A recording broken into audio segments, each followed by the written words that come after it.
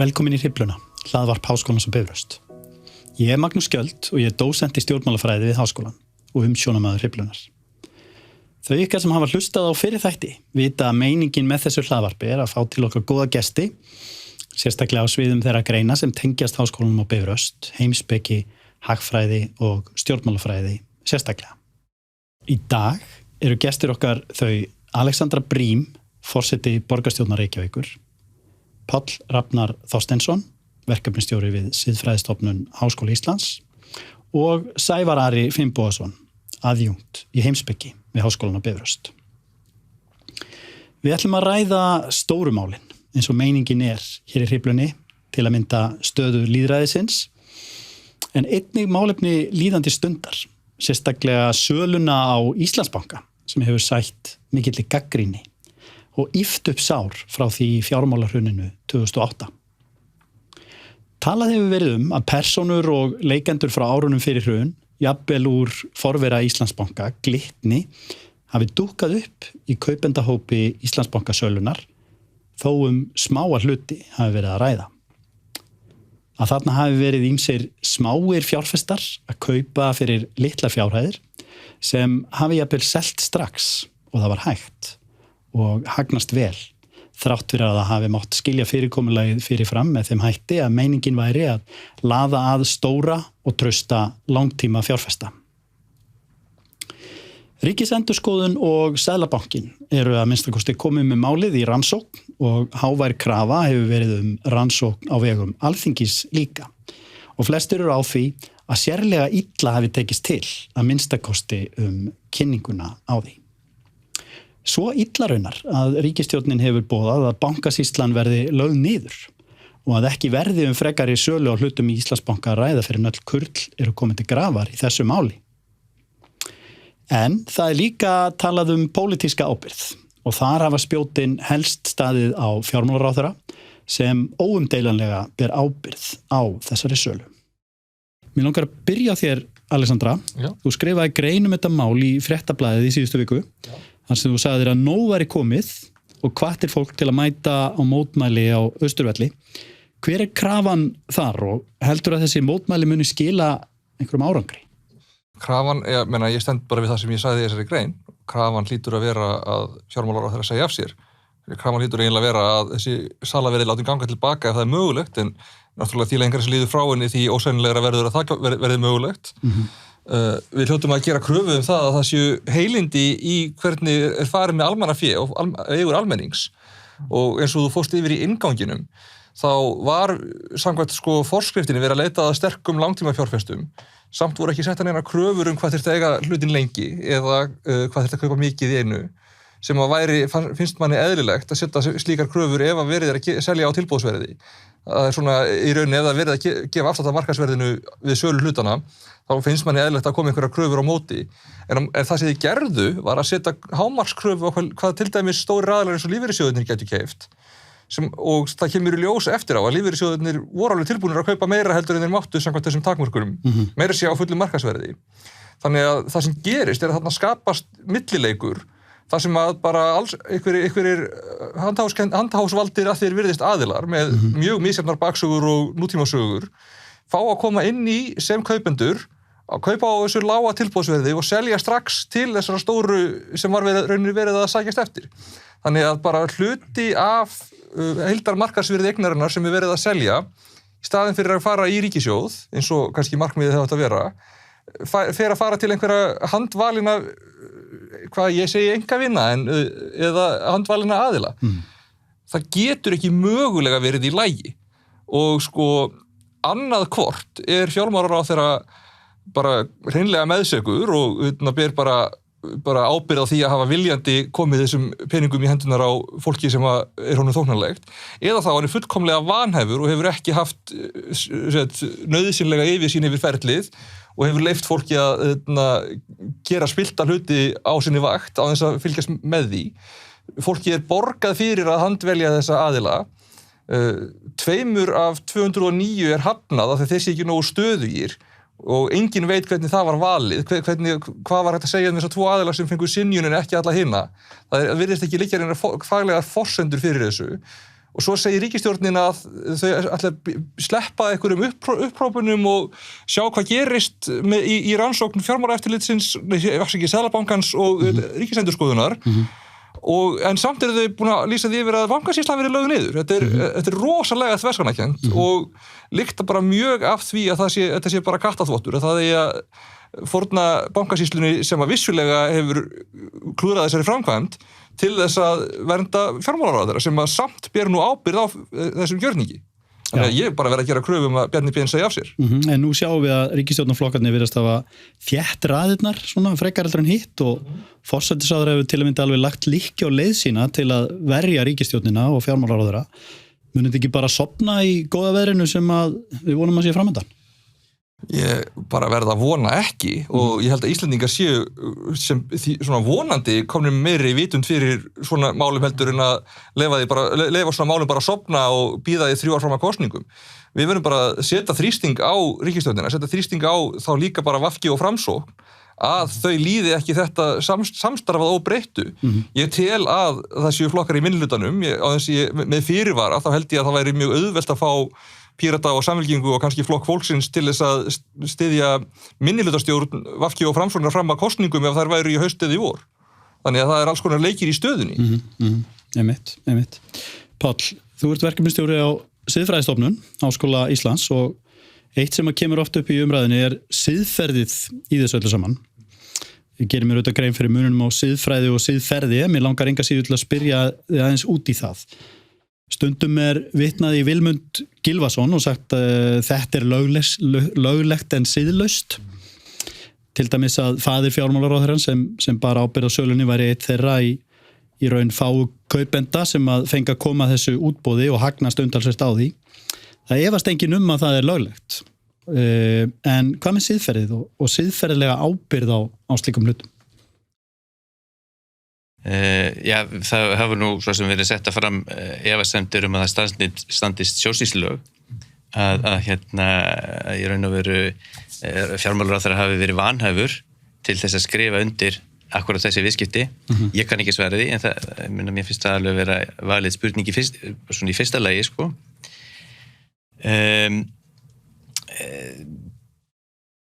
Er það siðlaust? Það er óviðeigandi, augljóslega, og ég held meira að segja að fjármálaráðherra hafi hann hefur viðurkennt það, hann hefur lýst því yfir að hann hefði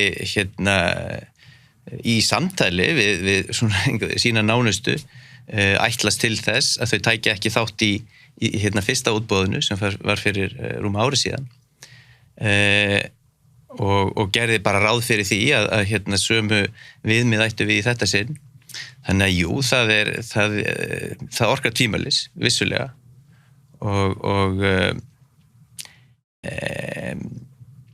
eins og þú komst inn á í innganginum, það eru ótal hliðar sem að fólki svíður held ég og þær tengjast ekkert endilega, tengjast kannski að einhverju leyti. Ein er svo að fólki svíður örugglega að sjá ákveðna aðila hafa tekið þátt í þessu. Hvort sem það er vegna þeirra fyrir sögu eða tengsla við ráðherra. Og þetta er auðvitað aðilar sem að meiga kaupa hlutabréf og meiga kaupa hlutabréf í bönkum og þessum banka á almennu markaði og hafa örugglega gert það. Spurningin er hins vegar þegar söluferlið er sett í þennan ákveðna farveg, þetta er lokað útboð, það felst í því mismunun og þegar alltaf þegar við gerum eitthvað sem felur í sem mismunun þá þarf að vera hægt að færa málefnileg rök fyrir því hversu það er. Almenningur þarf að skynja og viðurkenna að það séu gildar ástæði fyrir því og þá er ein spurning hefði átt að setja einhver skilyrði, ég meina hefði átt að setja skilyrði að þáttakendur gætu til dæmis ekki hafa fengið dóm fyrir fjármálastarfsemi sætt rannsókn eða sætt væri núna sem sé sættur rannsókn og svo eða hefði einhver svona ákveðin tengsl. Ég held að það sé mögulegt einhver myndi svo aftur segja ef þú ætlar að fara að útiloka fólk þá ertu alltaf að minnka púlíuna og það enda bara með því að við lækkum verði sem við fáum fyrir bréfin sko. Í mínum huga eru það ekki afgerandi rök. Þannig að sko ég held að það alveg gild siðferðileg sjónarmið til þess að setja svona viðmið og fyrirvara og reglur sko. Það gert á einhver staðar? Leitað til ykkar til dæmis í siðfræðistofnun svona hluti? Nei, ég þekki ekki til þess sko. Og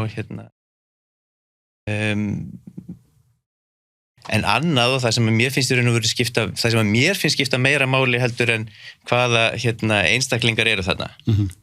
Þó ég skil mjög vel að fólk í svíði og að fólk tjái svona þá reiði sko. Það sem mér finnst að skipti mestu máli að þarna var lögð til ákveðin leið. Það var lagt til að fara í lokað útboð.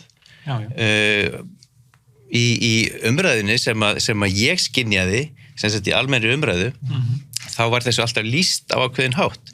Þarna væri verið að leita að kjölfestu fjárfestum til langs tíma og maður svona fékk á tilfinninguna að þetta eru fyrst og fremst kannski lífeyrissjóðir, verulega stóri fjárfestar. Svo bara kemur hann á daginn. Og þetta finnst mér vera lykilatrið, höfuðatrið.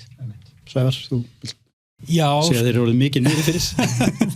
Ég segi það nú kannski ekki, en jú, mann nú eiginlega bara dálítið niður fyrir yfir þessu öllu saman, því að þetta er eiginlega alveg sama hvar litið á málið, alveg hrikalegt klúður og þetta hægt að ræða lengi sko, hvernig haldið var þetta, hringja í einhverja valda aðila, það veit engin nákvæmlega hvernig þeir voru valdir og þetta svona, þú veist, sumir eru að fjárfesta fyrir örfáa milljónir, aðrir fyrir 100 milljóna. Þetta bara... Það var 1,7 var það ekki lægsta?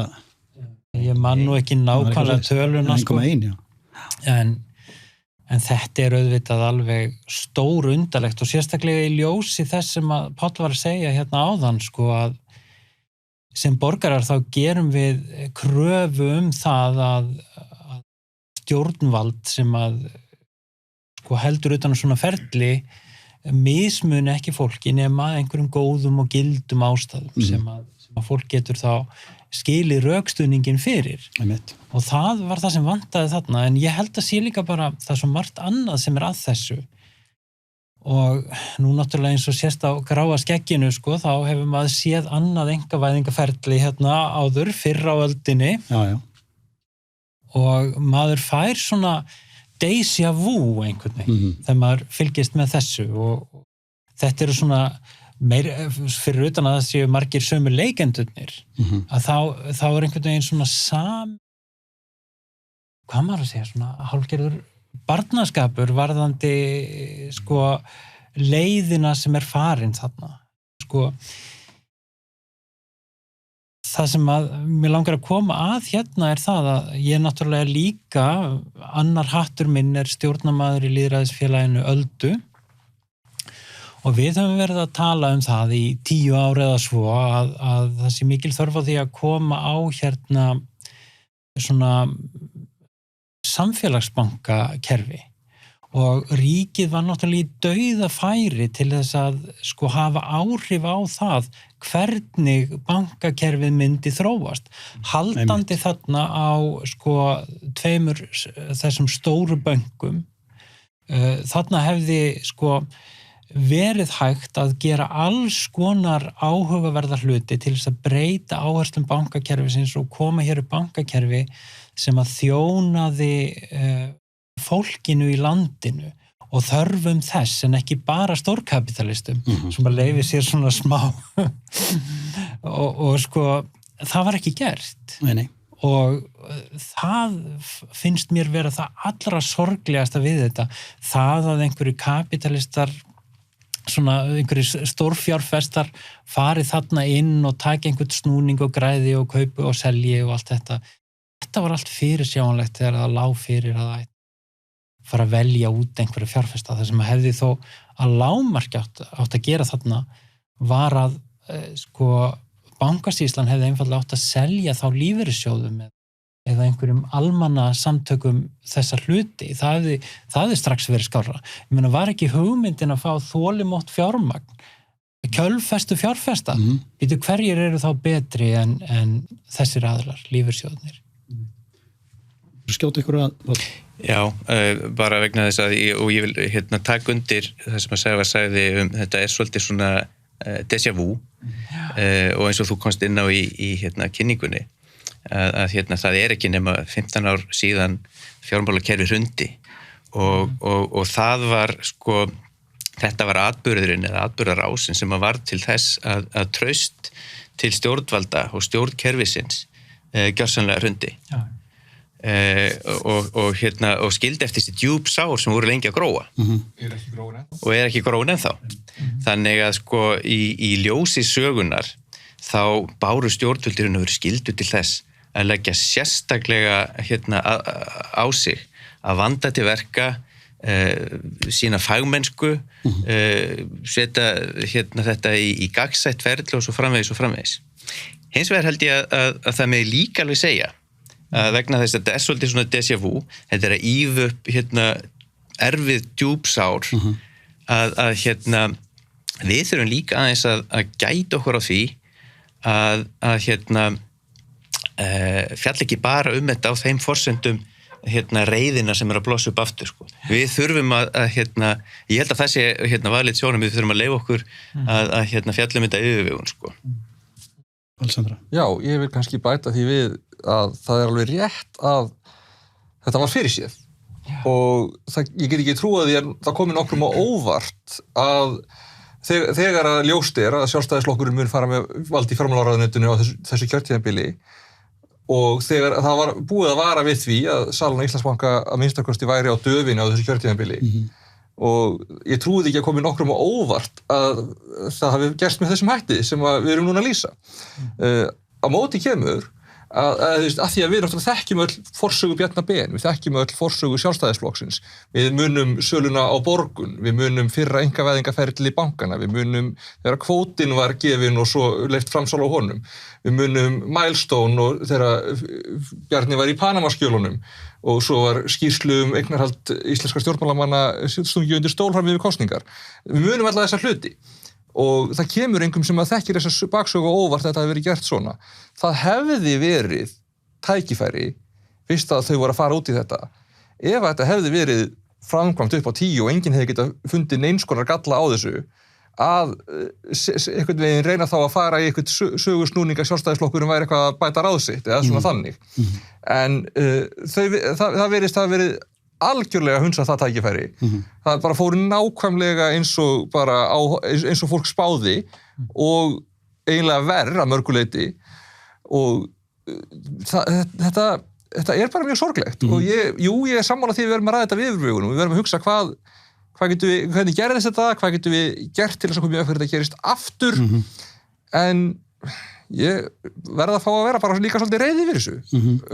Það er erfitt og sorglegt að vera búin að berjast fyrir betra uppfærðara þjóðfélagi sem að haga sér betur en þetta, allan að síðan í hruninu og það hafi bara ítrekað tekist hjá bara svona ráðandi öflum í samfélaginu, hjá íhaldinu, hjá Sjálfstæðisflokknum, hjá Framsóknarflokknum, hjá fleirum, hefur bara tekist að koma í veg fyrir alvöru breytingar og það gerist með því að slá stjórnarskrárumræðuna út af borðinu með einhverju skuldaniðurfellingar kjaftaði sem var aldrei eins og átt að vera, eins og var talað Það gerðist með því að flokkar sem að auglýsa sig sem stærsta og alvarlegasta valkostin við Sjálfstæðisflokkin ganga svo bara í sæng með honum.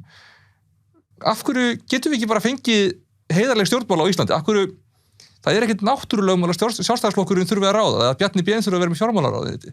Við hljótum að þurfa að skoða það hvernig við lendum alltaf aftur í þessari stöðu og hvað þurfum við að gera öðruvísi? Já, mér langar einmitt til þess að velta því upp, sko. Það er stundum talað að íslenskir stjórnmálamenn séu tregari til þess að taka siðferðilega ábyrgð heldur en kollegar þeirra í nágrannaríkjunum og til dæmis heiðursafsagnir svo kallar.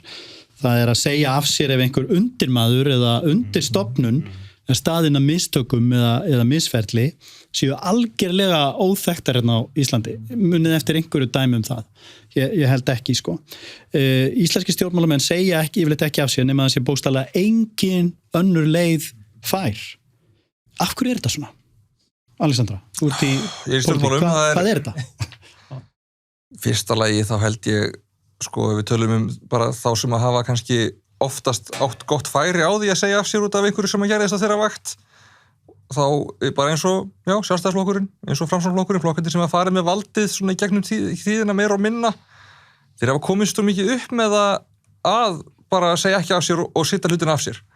Meiri sé að má greina það í orðræðu manna eins og Bjarnar Benediktssonar að þeir séu að innan gæslappa sína ábyrgð með því að veðra stormin og hlaupa ekki til og fara ekki eitthvað panik. Einmitt, já. Og þeir upplifa að standa sína plikt að láta ekki almenningsálitið eða mótmæli hagga sér.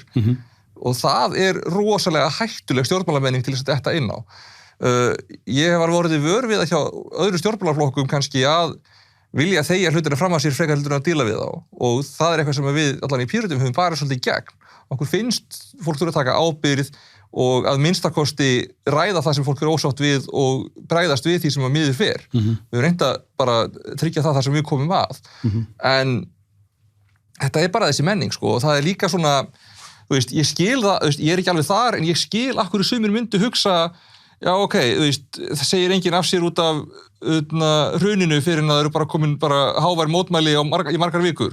Það segir enginn af sér út af lekamálinu eða út af skýrslum sem stungið undir stól. Af hverju ætti ég að segja af mér út af einhverju sem miklu, miklu minna, eða þú veist. Ég myndi segja, vegna þess að þannig væri að sína gott fordæmi. En ég skil þetta alveg að fólk myndi hugsa þetta. Þú veist, af hverju ætti, þú veist, flokkur X sem ekki Sjálfstæðisflokkur eða Framsókn að missa kannski af vellinum einn af sínum öflugustu talsmönnum fyrir eitthvað sem hann bara ekki raunverulega ábyrgð á ef að hinnir sitt alltaf. En þá líka hugsa kjósendur hinnaflokkana, ég meina þið segja ekki að ykkur heldur, akkur þetta við ekki að það. Þetta verður svona þrátefli, sko. Akkurat. Þetta galli á líðræðinu? Sævar, þú ert nú í líðræðisrannsóknum. Hvað þetta... Ég meina þetta ekki bara auðvitað á Ísland, við sjáum auðvitað líka til dæmis Boris Johnson í Englandi eða Bretlandi. Sko, einhverju leyti þetta menningalegt og einhverju leyti þetta kerfislegt. Sko, ég held að þetta sé ekki svo einfalt að það segja það sé bara annað hvort. Kjósendur á Íslandi hafa náttúrulega verið afskaplega umburðarlyndir gagnvart svona ýmsum hlutum í gegnum tíðina. Og ég meina verði ekki allir búin að gleyma þessu Íslandsbankamáli í næstu kosningum. En það ekki. Vonum ekki. Það verður einhver annar skandall þá hjá einhverjum öðrum flokki eða einhvað. Þú veist, þannig að ég held að svona, það sé svona menningalega vítin í þessu. En síðan náttúrulega bara þetta kerfi sem að við erum með þannig að það erfitt fyrir kjósendur að hafna stjórnmálamönnum. Það bara þannig. Og kosningar, sem sagt eins og við höfum í okkar fulltrúa lýðræðiskerfi, eru bara óskaplega ómarkviss leið til þess að velja fulltrúa. Þá fulltrúa sem að fólk vill fá á Alþingi vegna þess hvernig það uppbyggt. Það svona hin hliðin og svo getum við rætt nánar hvernig þetta virkar, en ég meina þú veist, kosningar eru á mörgu leyti bara gríðarlega óskilvirk aðferð, svona kosningar eins og við búum við til þess að sko, sem svona farvegur fyrir vilja almennings, hvort sem það snýra málefnunum eða vali á einstaklingum til að stjórna. Áhugaverið þráður, tökum hann upp aftur og eftir. Alexandra, þú vildi bæta við? Já, ég ætlaði að bæta við smá að kannski líka hluti af þessu að einhverju leyti smæð landsins og bara það í rauninni ekki það, þetta fullt af fólki í pólitík þannig séð. En þú veist, segjum að Sjálfstæðisflokkurinn, meiri sér stór flokkur og Sjálfstæðisflokkur, ef þau myndu missa 3 til 5 af toppónum sínum, þá væri það bara mjög raunveruleg blóðtaka. Það engin annar Bjarni Ben í Sjálfstæðisflokknum tilbúinn að taka við akkurat núna. Og það gildir mjög marga aðra stjórnmálaflokka. og það svolítið þannig þetta líka lítið samfélag. Ætlar þú að vera maðurinn sem að lést frændaðinn taka pokann sinn og hann núna atvinnulaus og fær hvergi í vinnu. Þetta eitthvað svona litla kjaftaðis sko. Einmitt. Ekki það, þú veist, auðvitað eigum við að gera það. Auðvitað eigum við bara, þú veist, vera fagleg og taka ábyrgð og allt þetta. En ég held að þetta sé ein af orsökunum, bara af því að landið lítið, af því að það eru til að gera fáir hituna sem að eru sko bæði með hæfileikana og búnir að vinna vinnuna einhvern veginn til þess að koma sér í stöðuna. Svona, veist, hvað sem ég ætla ekki að segja að það þurfi eitthvað brjálæðislega færni til, en þú veist, stjórnmálafólk sem ætlar að láta til sín taka í alvöru þarf að minnsta kosti að hafa vissa mælsku, vissan sjarma, veist, hafa svona viss svona, eins og heitir á ensku electability eða svona þannig, og það í mjög smáu samfélagi þá væntanlega hefur aðeins færri svoleiðis að minnsta kosti. Einmitt. Ég held þetta sé mjög góð punktur, smæðin hefur sitt að segja og sömuleiðis eins og þú myndist ásæðar að það einhver kultúr, það ekki raun og veru sko, það ekki hefð fyrir þessu, það ekki hefð fyrir því að gera þessar kröfur sko, eða hún að minnsta kosti bara nýtil komin og kannski verður hún bara til upp úr 2008 sko. Já. Og það hefur nú verið sagt meðal annars einn breskur heimspekingur að í lýðræðisríki þá einfaldlega fær fólkið leiðtogana sem þau að skilið sko. Og þannig að kjósendur þurfa að vera grimmir, þeir mega ekki gleyma, þeir þurfa að muna, þeir mega ekki gleyma þessu bankamáli. Ég segi þá að hugsa það af yfirvegun en þá ekki að gleymast sko. En nú eru kosningar eftir hvað? Viku, 2 vikur? Já. 10 dagar cirka. 10 daga. En sko, það eitt í þessu, það segir enginn af sér sko. Nei. Og við heyrum svo oft stjórnmálamenn á Íslandi segja ég skulda mínum kjósendum í mínu kjördæmi, sem eru kannski einhver nokkur þúsund sko. Þegar eitthvað axarskaft hefur orðið sko. En það þetta bara röng nálgun. Það ekki bara þegar það verður eitthvað á, þá það ekki bara þessi hópur sem þú þarft að leita til og spyrja, treystiði mér ennþá? Sko, stjórnmálamaður sem segir eitthvað sem að á að sjá eftir eða gerir eitthvað, þarf að spyrja að sjá hvað eru spurninga. Treysta mínir samstarfsmenn mér? Ég að eyðileggja fyrir, ég að gera okkur sem heild erfiðara fyrir að vinna að okkar mikilvægum málum? Ég að eyðileggja fyrir flokknum mínum? Spyrja þessara spurninga. Þannig að þetta ekki bara spurningum eitthvað kjördæmafylgi. Og svo veltur þetta, það hvort þú ert hvort þú hafi notið traust samstarfsaðila, samstarfsfólks og hvort þú sért að draga úr mætti til að ná mikilvægum málum fram, veltur auðvitað á því hvort að kjósendur í heild treyst þér. Og þetta, það þetta sem að stjórnmálum þurfa að spyrja sig að. Og við heyrum svo oft að stjórnmálum segja, ég hef ekki íhugað afsögn. Það eru bara svo mörg dæmi það sem er augljóst. Og það að íhuga afsögn, það þarf ekki að leiða til afsögnar. Nei. En þetta svona, þú veist, þetta ykkur, þetta menning. Já, ég vildi aðeins koma inn á þetta með sko afleiðingarnar og með baklandið og með einmitt þetta, hvort þú lítur trausts. Sko í fyrsta lagi þá myndi ég segja allir þingmenn allra þjóðarinnar, hvort sem að þeir koma úr sínum kjördæmum. Það virðist að verið þannig í reynd að bara þingmenn Reykjavík kjördæmanna líta á kannski suðvesturs, líta á sig sem þingmenn allra þjóðarinnar, meðan öðrum finnst það að líta á sig sem kjördæmaþingmenn. Og það líka þannig að þú verður að geta fengið traust. Ég get alveg nefnt flokka í borgarstjórn sem að ég get náð málefnalega saman með sko stefnuskrá flokksins, en ég gæti ekki unnið með þeim fulltrúum sem þeir hafa valið sér út af því hvernig þeir haga sér. Mér finnst það alveg hluti af þessu, þannig að það eru þeir fulltrúar farnir að skemma svolítið fyrir sínum kjósendum og sínum hagsmunum. Ég myndi líka segja sko flokkakerfið stundum svolítið erfitt og ósanngjarnt. Stundum fær fólk bara framgöngu í prófkjöri eða eitthvað út frá einhverjum forsendum sem að kannski samstarfsmennir ekki sáttur við, eða og þú veist, stundum þarftu í borgarstjórnarkosningum eða sveitarstjórnarkosningum að díla við afleiðingar af einhversu gerst á landsvísu og þú stjórnaðir ekki. Mér finnst það samt sanngjarnt að vissu leyti eða minnstakosti eitthvað sem þú gætir vænst að ef að kjósendur vilja senda ríkisstjórnarflokkunum skeyti núna í sveitarstjórnarkosningunum gætu þið refsa þeim. Og það væri ekki, ég held að það væri ekki beinlínis hægt að segja að það væri ósanngjarnt. Þó að auðvitað myndi ég hafa samúð með Einari og Hildi og Líf að þurfa að missa fylgi fyrir eitthvað sem að þau í sjálf stjórnuðu aldrei, eða skilur, það og þú veist, ég myndi ekki, já. Og þá kannski fá kjósendur útrás fyrir reiði sína út af þessu máli og refsaði það ekki í þingkosningum.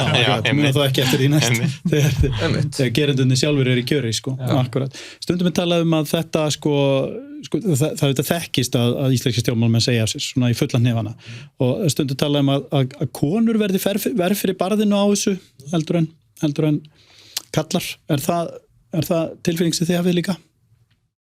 Þannig að þú skoðar statistíkina þá það þannig sem að það hefur verið í reynd. Ég maður reyndar fyrst að við nefnum það einn varaþingmaður Pírata Snæbjörn sagði nú af sér, Brynjarsson sagði af sér varaþingmennsku út af einhverju vandræðalegu sem gerðist á djamminu og vildi þannig reyna að sína gott fordæmi. Það eina svona innan gæðslappa heiðursafsökunin sem ég man eftir og svona maður vildi óska að það væri oftar en ég man ekki eftir mjög mörgum afsögnum karla. Nú man ég ekki, það var borgarfulltrúi Sjálfstæðisflokksins sem var í Panamaskjölunum eða skjölum sem kom eftir. Já, og hann ég man ekki hvort hann, ég held hann hafi sagt af sér í kjölfarið. Já, ég er ekki alveg kláraði. Þú líður svífillið mitt. Svo eru eldri dæmi frá 8, 10 og 6, 7 og svo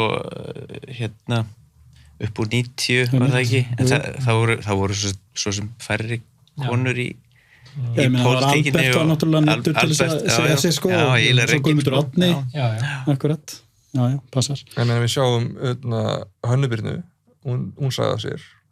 Og við sjáum Sigríði sem að reynda sagði af sér með svo miklum semingi að hún sagði rauninni ekki af sér hún sagði bara svona þoldi það ég fæ ekki lengur að vera ráðherra og ég þurfti hérna að lýsa því yfir ég væri ekki lengur ráðherra fór eiginlega í hálfgert frí svona þetta var eiginlega vandræðalegt Akkurat. Mér langar til þess að ræða þess meira lýðræði, Sævar, af því að þú ert nú til dæmis að vinna stóri ritgerð það, doktorsritgerð lýðræðismál og hefur verið að kenna hjá okkur á Bifröst, námskeið framtíð þess og svo framvegis og við höfum auðvitað verið að sjá náttúrulega bursi frá þessu máli sem við höfum verið að ræða ýmis svona ókveikjandi merki á sjóndeildarhringnum undanfarið, ólýðræðisleg stjórnvöld í sumum aðildarríkjum Evrópusambandsins og aðrar kosningarnar í röð þar sem að öfga hægrimaður kemst í seinni umferð frönsku forsetakosningarna og bætir við sér fylgi frá því síðast og svona fleiri merki, það eru auðvitað klísi að tala um Trump og Brexit og allt það. Segð okkur, er lýðræðið í kreppu? Erum við upplifað eitthvað konar lýðræðiskreppu? Já, ég held að sé alveg óhætt að segja það. Ég meina þetta sem þú varst að lýsa er svona held ég á flesta mælikvarða álitin vera krísa og við sjáum líka að traust til stjórnmála hefur almennt verið á niðurleið þó að það hafi kannski komið einhver svona kippur upp á við í COVID ástandinu þar sem að vel hefur tekist til. Ég meina það var ekki allstaðar þar sem að þessum sóttvarnamálum var klúðrað eins og í Bandaríkjunum, til dæmis gekk ágætlega hér, þannig að ríkisstjórnin naut góðs að því í mælingum þar strax á eftir. Núna eftir þessa bankaengavæðingu þá verður það kannski svona jarðtenging fyrir fólk aftur, ég veit það ekki. Við skulum reyna að vera ekkert of svona cynical en já, ég held að það sé alveg óhætt að segja það og það er að mínu viti orðið nauðsynlegt að fara að finna leiðir til þess að styrkja lýðræðið og ég held að við þurfum líka bara að taka með í reikninginn það er að koma nýjar kynslóðir kjósenda inn í myndina og þetta er fólk sem að hugsa öðruvísi en kannski við gerðum sem erum alin upp við þetta karp fulltrúalýðræðisins sem að við búum við og þessi flokkastjórnmál.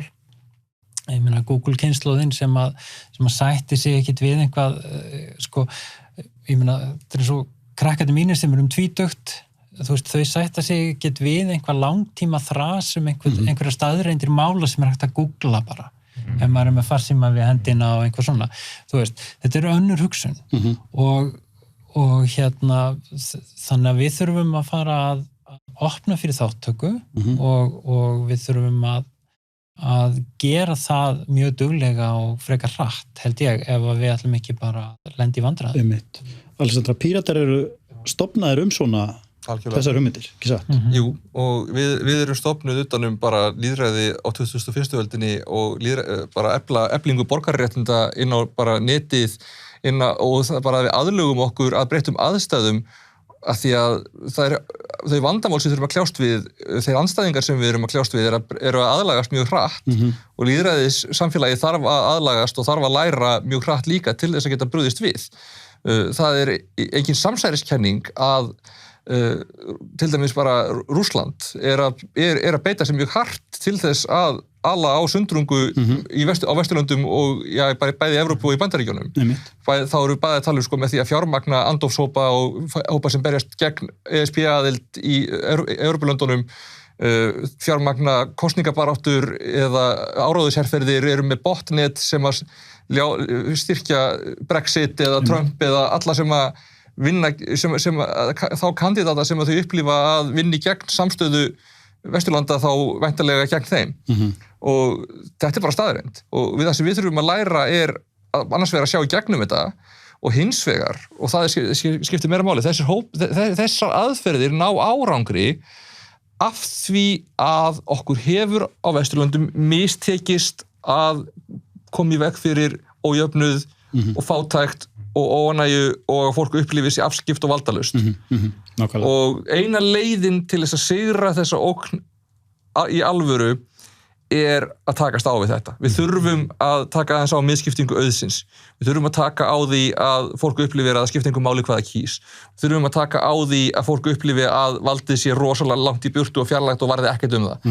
Því að það er þessi tilfinning sem að leyfir populistunum, sem að leyfir nationalistunum og rasistunum að komast til áhrif. Þeir tala inn í þessa reiði og svona byggja ofan á henni. Og við getum alveg unnið í því að svara rangupplýsingunum, við getum alveg unnið í því að drepa botnetin, við getum alveg gert alls konar svoleiðis hluti. Við vinnum aldrei neitt sigur fyrr en við ráðumst að þessari rót og hún er bara að liberal democracy innan gæslappa, þess að bara vestræna lýðræðið er að standa sér ágætlega vissu leyti, en við höfum ekki náð að takast á við ójöfnuðinn og fátæktina og örvæntinguna og reiðina og bara þessa afskiptu tilfinningu. Það verður að vera markmiðið okkar.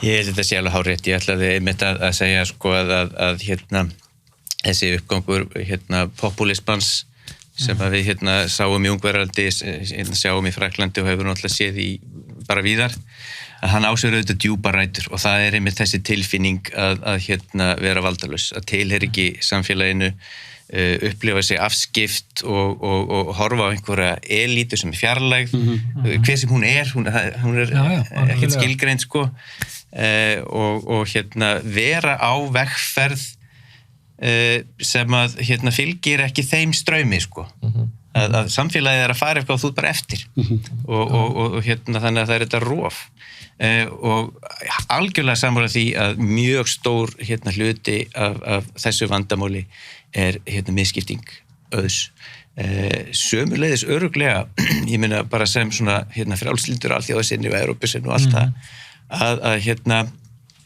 við þurfum náttúrulega líka aðeins að hugsa er fólki sem við erum að draga á þessa vegferð, er það tilbúið? Eru við að þjóna, erum við örugglega að þjóna hagsmunum alla? Og það er erfið spurning, Svo sjáum við bara nýlega frétti frá Bandaríkjunum sem að kristalla náttúrulega eða endurspegla hvað bandarískt samfélag er klofið á þessa skautun sem sé þessi leki úr Hæstarétti og maður bara vonar að þetta en óttast að þetta verði til þess að ennþá auka á þessa skautun sko. Já, og ég held að sé líka bara komin tími til þess að við förum að horfa á lýðræðiskerfið út frá því hvað við viljum fá út úr þessu. Ég meina, í dag við með lýðræðiskerfi sem að sko átakakerfi. Það gengur út á átök og margir myndi segja, ok, já það ágætt vegna þess að þetta eru átök hugmynda. En það raunverulega þannig að þetta kerfi snúist bara einhver átök hugmynda sem að keppa hilli kjósend og einhver svoleiðis. En það miklu meira þarna undir vegna þess að eins og þetta system í dag og bara á Vesturlöndum og þá þetta orðin átök valdablokka sem að sko stjórnmálaflokknir orðnar stórar valdastofnanir í samfélaginu þar sem að blandast saman annars vegar hugmyndafræði og efnahagslegt og pólitískt vald og kerfið hannað í kringum þetta og það ein af rótum vandans. Einmitt. Og meiri segja þetta orðið þannig að þessar valdastofnanir sem síðan hafa tengsl út í atvinnulífið og einhverjar kirkjudeildir og kóra og einhvað svona, þú veist, að þær verða svo miðlægar í þessu öllu saman og þess vegna svo erfitt að breyta nokkru. Þú nefndir einhvern tíma við mig þegar þetta ekki fyrsta skipti sem við hittumst. Jú. Heimspekingin Jason Brennan sem hefur skrifað lýðræðið og það sé ekki beinlínis til þess fallið að göfgokkur heldur forheimskokkur frekar. Já, og að fólk sé í rauninni ekki að taka stjórnmála ákvarðanir út frá neinni skynsemi, eða það sé allavega mjög lítill hópur sem að gera það. Já, ég var einmitt að lýsa þarna þessari tesu Brennans sem að ég mjög mér mjög nöp við bara orðað þannig sko en þetta óskaplega hvimleið fræðimennska sem hann stundar en það sem að gerir Brennan skemmtilegan það að hann notar voðalega hressar myndlíkingar þú veist, hann kallar kjósendur sko, hann flokkar það í 3 flokka það hobbits, hooligans og vulkans og það sem sagt hann heimspekingurinn sem afskaplega rökviss og skynsamur og lætur ekki tilfinningar stjórna því hvernig hann kýs og svona það eru vulkanarnir og það náttúrulega þeir sem við viljum að stjórni og þetta svona minni mann náttúrulega á Platón sko. En sko málið það að það hefur náttúrulega verið kannski má segja kannski svona síðustu 20, jafnvel 30 ár eða lengur, þessi stanslausi svona eiginlega áróður fávisku kjósenda. Kjósendur séu illa upplýstir og jafnvel illa meinandi og einhvað svona. Og svo sjáum við hvernig þessi umræða síðan sko kemur upp alveg, hún fer á stera þegar Trump kjörinn forseti í Bandaríkjunum. Alveg og sérstaklega vinstrimenn sem alveg brjálast, þú veist, yfir þessari heimsku kjósenda. En gleyma því að sko, ég meina það getur varla verið að sko helmingur Bandaríkjamanna sé svona illa meinandi og illa upplýstur þegar við kosið Trump vegna þess. Heldur erum við að tala hérna fólk sem að sérstaklega býr í miðríkjum Bandaríkjanna. Það tala bara saman vorum að tala áðan, það misskiptingin. Það misskiptingin. Fólk sem þú veist, þegar að Trump að segja China, þá hann að tala við fólk sem að horfa á störfin sjálfvirkni væðast og hverfa eða fara til Kína eða hvert sem það og ópíóða faraldur og allt þetta. Elítu, efnast, Alessandra. Já, sko ég skil alveg hvað þessi maður að hugsa í mjög ósamálunum, þar að segja þessum Brennan sem þú varst að lýsa. Það samt alveg vist til í þessu að lýðræðið, ef að það ólýðræðislegt lýðræði, eins og til dæmis ef þú færð bara mjög takmarkaða valkosti, bara eins og í Bandaríkjunum. Það eru bara 2 flokkar og þetta stilt upp þannig að ef þú kýst 3. flokk, þá því rauninni bara að vinna gegn flokknum sem að þið finnst þó skárri af hinum 2. Og kasta atkvæðinu glæði. Þetta versta mögulega lýðræðisfyrirkomulag í rauninni. Og ef þú hefur ekki upplýsingar, ef að menntakerfið lélegt á sama tíma og flokkakerfið lélegt, þá ertu að ýta undir það að lýðræðið verði svona eins og þessi Brennan að lýsa. Það þarf ekkert að verða þannig. En það er viss hætta á að það geti orðið þannig.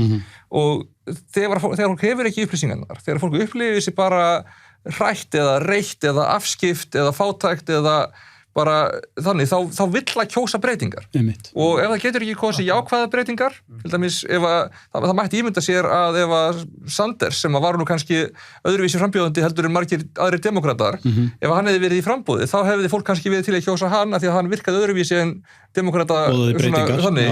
En ef hann var ekki í boði og fólk, en hinn frambjóðandinn sem boðaði breytingar, þó að það veru heimskulegar breytingar og illa innrættar breytingar sem hann boðaði. Akkurat. Ég spara mjög við mig að lýsa fólki sem illa innrættu. Ég held ég mun eftir einni manneskju á Íslandi sem ég myndi lýsa þannig og Trump einn af fáum sem ég myndi lýsa þannig í heiminum, ekki eini, Putin líka og fleiri, en whatever. Þegar fólk samt bara, ef það þurfti að velja milli kyrrstöðu eða kannski að hrista eitthvað upp í hlutunum, þá valdi að hrista aðeins upp í hlutunum. Akkurat. Og kannski værum við í betri stöðu ef að það væri ekki svona mikil misskipting í Bandaríkjunum. Ef það væri ekki svona, fólk væri ekki upplifað svona afskipt og ef það hefði fjölflokkakerfi, ef það hefði aðrar leiðir til þess að lýsa gremju sinni heldur bara með því að kjósa gegn þeim sem fer mest í taugarnar að þeim. Einmitt. Já, en hérna sjáum við einmitt eitt, ef ég má bara skjóta þér rétt að, sko, þú veist, við sjáum þessa skautun í Bandaríkjunum, en við sjáum hana líka annars þar. Við sjáum, þú veist, Alternative für Deutschland og Svíþjóðardemókrata og Marie Le Pen og allt þetta. Þar erum við með fjölflokkakerfi.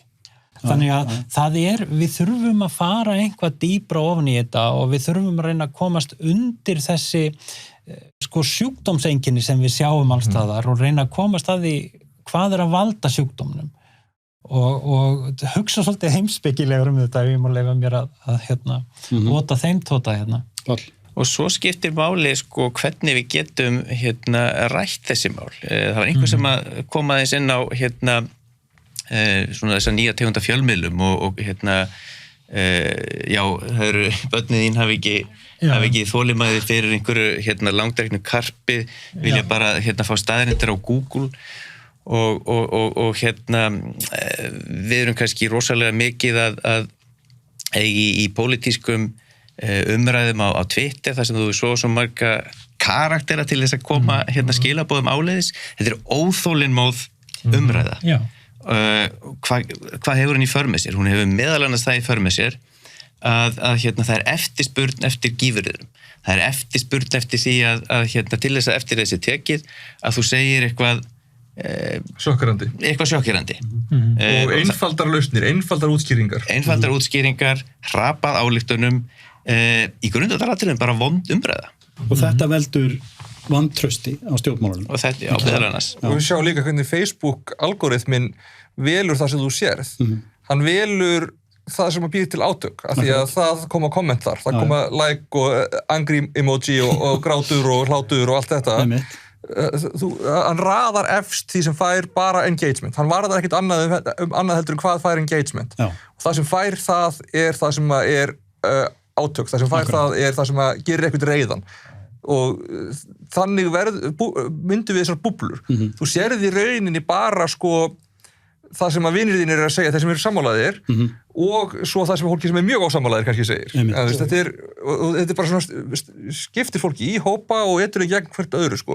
Og svo ertu kannski í einhverjum hóp, þú ert eiginlega aldrei í samskiptum við sko fólkið sem að er hvað segir maður, jákvætt eða í lagi í hinum hópnum, þú lendir alltaf saman við versta karakterinn í hinum hópnum og hinn hópur lendir alltaf saman við versta karakterinn í þínum hóp og þá skautast þetta. Facebook í raun og veru alltaf að íta undir fíkn. Fíkn, þáttökunar. Það gera þetta öll, þessi plattform. Já, öll en sko, umræði sem er drifin áfram af fíkn, hún getur ekki verið yfirvegð. Hún getur, eða ég held ekki, þú vilt kannski hvað gera það? Allt í einu rennur mér svona blóðið til skildunar að fara að koma internetinu hérna til bjargar. Ég er mikið internetað, ég er bara svo það komið fram. Já, en sko ég held nú samt, við höfum séð líka rosalega margt gott koma út úr þessu og við skulum ekki gleyma því, en það sem ég var að vísa til áðan með þetta karp staðreyndir sko, að sko það sem að það sem ég var að tala sko, var kannski ekki óþolinmæði gegn umræðunni, heldur óþolinmæði gegn svona ónákvæmni hvað er rétt nákvæmlega. Vegna þess að til þess að geta einmitt tekið betri ákvarðanir og til þess að geta átt vandað umræðu, þá er voðalega gott að hafa staðreyndirnar það sem verið að ræða á hreinu. Og ég meina, við erum núna, þú veist, ég held að samfélagið hafi aldrei verið eins vel menntað og vel hugsandi að mörgu leyti eins og við erum í dag. Ég meina, þú veist, það var orðið gríðarlega framfarir og við erum færari að gera miklu meira og betur en við erum að gera. Akkurat. Við þurfum bara að brjótast út úr þessu systemi, sko. Algjörlega, og þetta er bara svo ég nefni það, þú veist, internetið náttúrulega hefur gert mótmælendum kleift að skipuleggja sig, það hefur gert okkur kleift að gera upplýsingar rekstur opinbera aðila eins og bara rekstur borgarinnar bara á netið, þannig að fólk geti kynnt sér það. Það verður miklu auðveldara að slá út af laginu upprópanir og kjaftaði ef það er hægt að vísa bara beinlínis í opin gögn það sem er verið að ræða. Þess vegna skiptir svo miklu máli líka að þetta sé ekki að gögn séu opinber og aðgengileg á netinu og það er leið til að slá á. Svo er þetta þannig samt að fólk sem er í pólitík reynir að hunsa það og reynir að fá áhangendur sína til þess að hunsa það í vissum tækifærum tilfellum að minnstakosti. En þetta er jákvæða hliðin á netinu meðal annars og líka það að það verður erfiðara láta gleymast hvað þú sagði fyrir 2 árum. Það verður erfiðara að láta gleymast skandalinn. Það verður erfiðara að þú getur sagt, nei, ég sagði það nú aldrei og svo bara, jú, þú sagði það nú víst. Það er hérna... Þetta hefur líka gefið sko þolendum rödd og fólki sem hafði ekki rödd sko áhrif. Bara við erum að sjá bara síðustu misseri hversu mikil áhrif. Algjörlega, algjörlega setja sig bara neikvæð sko. Svo er eitt sem að sko sumir hafa viljað benda á að hérna nafnleysi á netinu svona skapar aðstæður fyrir í raun og veru hérna ummæli og málflutning sem við viljum helst ekki sjá og er ákveðið vandamál og hérna ég hef heyrt bara virðulega fræðið minn halda fram að þau vilji losna við nafnleysi á netinu. Móti kemur að nafnleysi náttúrulega er farvegur fyrir hérna uppljóstrara og einmitt hérna hópa sem að eiga ekki hérna aðgang að hérna umræðinni öðruvísi. Reyndar mjög áhugaverða grein nýlega þar sem að var verið að fjalla munin á sko þegar þú þarft að vera undir nafni og svo þegar þú ert í nafnleysi og svo en svo líka þegar þú ert í nafnleysi samt með fast gerfinafn. Að það er mjög mikill munur sko. Við berum saman sko bara gömlu netspjöllin sem það svo varst bara aldrei eitthvað nafn og það nafn fekk sitt orðspor á vefnum sko. Akkurat. Og þú þurftir svolítið að standa út í því, þá er það þó miklu skárra heldur en eins og á 4chan og svoleiðis stöðum, þar sem bara hver póstur er bara með randomized, þú veist, þannig í rauninu þú veist ekkert hvort að sama mannskja var að segja þetta og þetta og heill umræðu við gæti alveg verið bara sama mannskjan að trölla fram og tilbaka sko. Einmitt. Það er versta, það er eftir með ekkert traust og ekkert reliability og en hitt þetta með svona fasta orðsporinu í nafnleysi er samt bara mjög öflugt og getur í vissi tilfelli verið betra heldur en það sem enginn er með nafnleysi sko. Betra á virkinu, besta á virkinu. En þetta segir okkur líka sko að það skiptir máli hvernig við hönnum sko þessar lýðræðisvettvanga. Ég meina hvort sem það er á netinu eða bara lýðræðisferlana það er svolítið mikilvægt atriði og við sjáum til dæmis bara sko betri Reykjavík og þessar útgáfur af því sem hafa farið í rauninni sigurför heiminn þannig að sé að þetta nýtist gríðarlega vel, þetta er gott crowdsourcing tæki og þeir Róbert og Gunnar sem að eru náttúrulega hvatamennir á þessu hafa svona lögðu upp með það að reyna að skapa umræðu sem að var svolítið sko öðruvísi heldur en maður sér á Facebook og Twitter og þessum miðlum og mér finnst það hafa tekist vel og þetta er svona gott dæmi það, þú veist, en það er engin ég er ekki að tala hérna að það sé einhver lausn á lýðræðis vandanum eða einhvað slíkt, þær munu þurfa að vera margar og við þurfum bara að fara að vinda okkur í þetta. Algjörlega, þetta eru góð lokaorð, tíminn flogin frá okkur, við gætum til dæmis farið inn í umræðina sko nýjan eigenda Twitter. Já. Hvernig lýðræðið meir en kostningar? Samráð og Akkurat. Þannig að Samræða. Við verðum eiginlega bara að taka annan. Ég held að við þurfum bara að taka annan þátt. Þakka ykkur alveg kærlega fyrir, þetta búið rosalega skemmtilegt að hafa ykkur í Hriflunni. Takk fyrir búið. Takk.